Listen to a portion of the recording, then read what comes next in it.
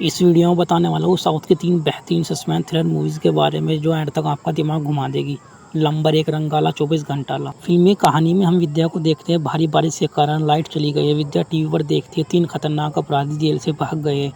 घर में उनका सामना विद्या से होता है और जैसे ही दरवाजे की घंटी बजती है तो वह उन अपराधियों को अलमारी में छुपाकर दरवाज़ा खोलती है। तो वह अपने पड़ोसी पोल को देखती है जो उससे बहस करता है। बाद में जब वो चला जाता है, जब वह अलमारी खोलती है तो उसमें से एक लाश गिरती है। लाश उसके पति राहुल की होती है जो एक मशहूर फैशन फोटोग्राफर था। विद्या उन तीनों को बताती है कि उसने उसे इसलिए मार डाला क्योंकि वह उसकी न्यूड वीडियो बनाकर उसे अपने असाइनमेंट के लिए ब्लैकमेल करता था और मॉडलिंग में उसका उज्जवल भविष्य के लिए उसका गर्भाशय से भी निकलवा देता है। अपराधी विद्या की स्थिति को समझते हैं और उसकी लाश के बाहर निकालने में मदद करते हैं। अब आगे क्या हो गया आप फिल्म में देख सकते हैं। तीनों फिल्म की लिंक मैं डिस्क्रिप्शन में दे दूंगा। नंबर 2 विरूपाक्ष। इस हॉरर फिल्म की शुरुआत 1978 में रुद्रवनम नामक एक छोटे से गांव से होती है जहां एक जोड़े को काला जादू करते हुए देखते हैं और किसी कारण से देवताओं को खुश करने के लिए एक छोटी लड़की ही बलि देते हैं। गाँव वाले जोड़ों को अपनी बच्चियों को मारने से रोकते हैं और उन्हें अपराधों के लिए उन्हें जलाकर मार देते हैं। जैसे ही महिला मरती है वह गाँव को श्राप देती है कि गाँव के सभी लोग 12 साल के अंदर मर जाएंगे। हालांकि गाँव वाले जोड़े के बेटे को गाँव से बाहर एक अनाथालय में रहने देते हैं। फिर देखते हैं 1991 में जहां सूर्या और उसका दोस्त और उसकी मां रुद्रवनम पहुंचते हैं क्योंकि मां गांव के लिए अच्छे काम के लिए अपनी ज़मीन दान करना चाहती थी। वह गांव के देवता मोदम्बा के त्यौहार के लिए रुकती है। यहीं पर सूर्या की मुलाकात सरपंच की बेटी नंदिनी से होती है। वह उससे प्यार करने लगता है लेकिन जल्दी उसके शहर लौटने का समय आ जाता है।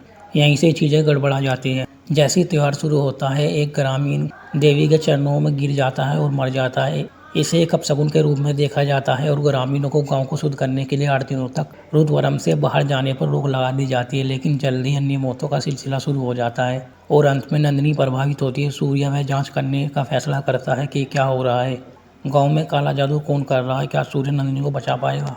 यह आप मूवी में देख सकते हैं।